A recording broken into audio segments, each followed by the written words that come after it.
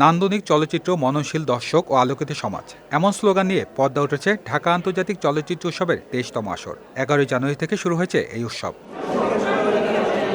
চলতি বছর উৎসবে ৯টি বিভাগে দেখানো হবে ৭৫টি দেশের ২২০টি চলচ্চিত্র।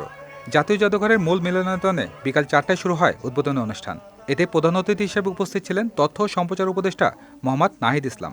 আমাদের জন্য এটা সত্যি গৌরবের যে আমরা এরকম একটি আন্তর্জাতিক অনুষ্ঠান ফিল্মের উপরে আমরা করতে পারছি। ঢাকাকে আমরা একটি বহু সংস্কৃতি এবং বহু ভাষাভিত্তিক একটি সাংস্কৃতিক কেন্দ্রে পরিণত করতে পারবো এবং সেই সাংস্কৃতিক চর্চার লীলাক্ষেত্র হবে ঢাকা। এটাই আমাদের আগামী দিনের প্রত্যাশা।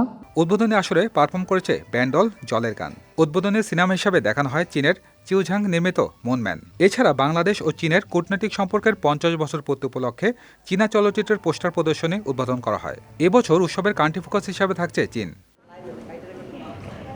গেল কয়েক বছরের মতো এবারে উৎসবও রয়েছে master class women film makers conference. ১৯ জানুয়ারির পর্দা নামবে ৯ দিনব্যাপী এই উৎসবের। এদিন প্রধান অতিথি হিসেবে থাকবেন সাংস্কৃতিক উপদেষ্টা মোস্তফা সরোয়ার ফারুকী। উৎসবের সমাপনী চলচ্চিত্র হিসেবে প্রদর্শিত হবে ইকবাল হোসেন চৌধুরীর পলি। সজল খান, বিজয় টিভি, ঢাকা।